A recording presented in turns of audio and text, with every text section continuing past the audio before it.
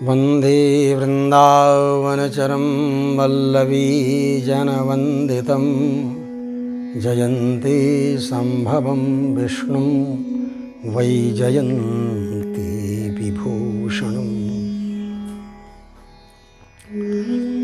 पुण्यां भोजविकासाय पापध्वान्तक्षयाय च श्रीमान् आविर्भूत् भूमौ रामानुजदिवाकरः। विश्वक्सेनं मुनिं वन्दे योगिनं सूत्रदण्डिनं रामनारायणाचार्यं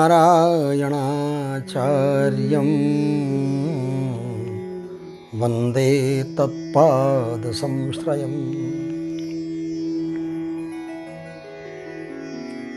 भगवान का दिव्य सौंदर्य प्रेमी जनों को अपनी तरफ अपने आप खींचने लगता है।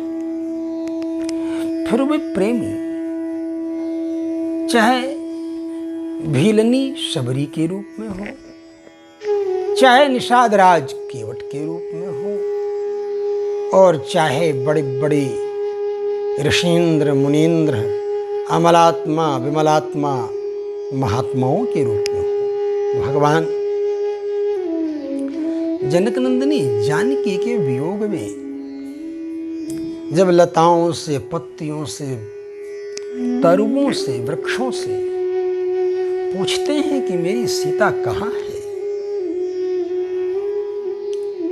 अरे वृक्षाः पर्वतस्थाः गिरिगहन गुहा वायुना वीजमाना रामोऽहं व्याकुलात्मा दशरथतनयः शोकसंतापदग्धः। हा सीता केन नीता। मेरी सीता को कौन ले गया है। भगवान परमात्मा प्रेम के प्रवाह में इस तरह से विलाप कर रहे हैं वियोग में। वो विलाप दुनिया की नजर में विलाप था, लेकिन वह प्रेमियों के प्रेम का उन्हें दिया जाने वाला पुरस्कार था। ऋषि महर्षिगण भगवान के सौंदर्य को देखकर मोहित हो जाते हैं। भगवान के पास पहुंचकर कहते हैं, आपका यह दिव्य सौंदर्य है, इस दिव्य सौंदर्य का मैं कांता भाव से अनुभव करना चाहता हूं। जो आपका सौंदर्य है उस सौंदर्य का मैं कांता भाव से अनुभव करना चाहता हूं। भगवान ने कहा, मेरी तो एक सीता है और उनके अभाव में, उनके वियोग में, उनके अतिरिक्त मैं किसी का चिंतन कर ही नहीं सकता। तो फिर तुम लोगों की इस इच्छा को मैं कैसे पूरा कर सकता हूं। ऋषि महर्षिगण कहते हैं, प्रभु आप भक्त वांछा कल्पतरु हैं। हम ऐसे आपके सौंदर्य संपन्न स्वरूप को अपने गले से लगाना चाहते हैं, अपने सीने से लगाना चाहते हैं। आपसे परिष्वंग प्राप्त करना चाहते हैं, आपका आलिंगन प्राप्त करना चाहते हैं। भगवान ने आलिंगन बहुत कम लोगों को दिया है।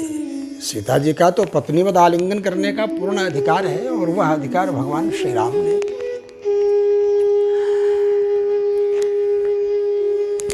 जैसे वात्सल्य में पुत्र का आलिंगन होता है, परम वात्सल्य में भाई का आलिंगन, छोटे भाई का,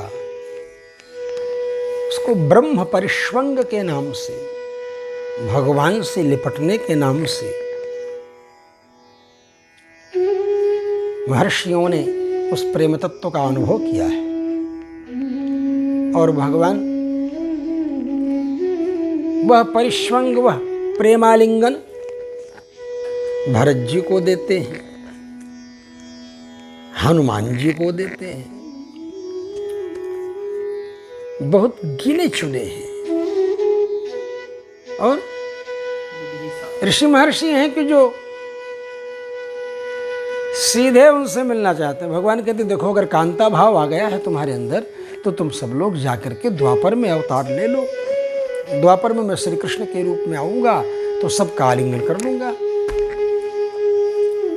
ऋषियों ने कहा प्रभु अभी तो सतयुग सिर पर है, मतलब बीता है, त्रेता चल रहा है। द्वापर में आप आएंगे तो द्वापर का कलयुग से भी संबंध जुड़ा हुआ है, क्योंकि द्वापर के बाद कलयुग है, तो उसमें कुछ कलयुग के भी कुछ प्रभाव आ सकते हैं।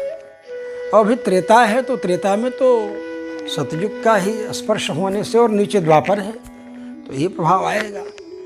इसलिए जैसे अभी पूर्ण परिपाक है, पूर्ण, इसलिए आपका इस समय का जो स्वरूप है, इस समय का जो वह उस समय रहेगा कि नहीं रहेगा ये नहीं कहा जा सकता है। भगवान ने कहा भाई ऐसी क्या बात है। कुछ ऋषि महर्षि लोग थे जो तो मान गए, द्वापर तक का इंतजार करने लगे, चलो द्वापर आएगा।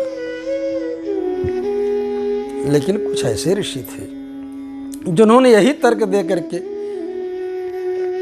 ये चीज जो है वो उस समय रहेगी कि नहीं। भगवान तो सर्वदा एक स्वरूप में रहते हैं, उदासीन बदासीन। लेकिन ऋषियों की इस बात को सुना, भगवान ने थोड़ा कृत्रिम क्रोध किया। भगवान ऋषि महर्षियों के प्रति क्रोध क्यों करेंगे, कल्पना ही नहीं की जा सकती है। और उन्होंने सोचा कि अब थोड़ा नाटक भी करना चाहिए, तो भगवान ने थोड़ा क्रोध किया, कहा कि मान नहीं रहे हो तुम लोग, हठ कर रहे हो, ऐसी तुम लोगों की पाषाण बुद्धि है, उद्धत वृक्षों की तरह पकड़ के खड़े होने की। ये क्या दशा है तुम लोगों की। जाओ तुम सब वृक्ष बन जाओ, पत्थर बन जाओ। भगवान का कहना था, वो सब वृक्ष और पत्थर के रूप में हो गए। भगवान से प्रेम करने के लिए एक आई वहां, हालांकि वो प्रेम करने के लिए क्या आई, वो मोहित होकर के आई। वो मोह का परिणाम कष्ट है, पीड़ा है, पराजय है, तिरस्कार है। उसका नाम शूर्पणखा था। क्या नाम था? शूर्पणखा। और उसने कहा कि तुम्हारे समान पुरुष और मेरे समान कोई नारी नहीं है। यह संयोग ब्रह्मा जी ने विचार करके लिखा है, इसीलिए मैं अब तक कुमारी रह गई हूं। तुम्हें देख करके मन कुछ मेरा मान गया है। भगवान ने सोचा अभी तो बोल रहे थे मेरे समान कोई पुरुष, इसके समान कोई नारी नहीं है, और ब्रह्मा जी ने संयोग लिखा है, उसके बाद भी ये कह रही है कि मन माना कछु तुम्हें निहारी। तुम्हें देख करके थोड़ा थोड़ा मन माना, इसका मतलब ये कुछ भावताओं करना चाहते हैं। इसका प्रेम यह बनावटी प्रेम है, वास्तविक प्रेम नहीं है, ये उचित तो नहीं है। भगवान ने सोचा इसको हटाना चाहिए कोई बहाना बना करके। भगवान ने कहा भाई देखो हमारे साथ तो सीता जी हैं, मेरा छोटा भाई लक्ष्मण जो है वह पत्नी विहीन है, पत्नी के साथ नहीं है, इसलिए तुम उसी के पास चली जाओ। लक्ष्मण जी के पास गई तो लक्ष्मण जी ने सोचा अभी तो कह रही तोसम पुरुष न मौसम नारी, यह संयोग विधि लिखा बिचारी, और अभी पट्ट से हमारे पास आ गई है, ये क्या करेगी, खतरनाक है, इससे तो सावधान रहने, मना कैसे करें। तो लक्ष्मण जी ने कहा तुम्हारे जैसी स्त्रियों को अपनी सौत कभी पसंद नहीं आ सकती है, और मैं तो उनका दास हूं, राम जी का। कथम दासस्य दासी तुम भार्या भवितुमर्हसि।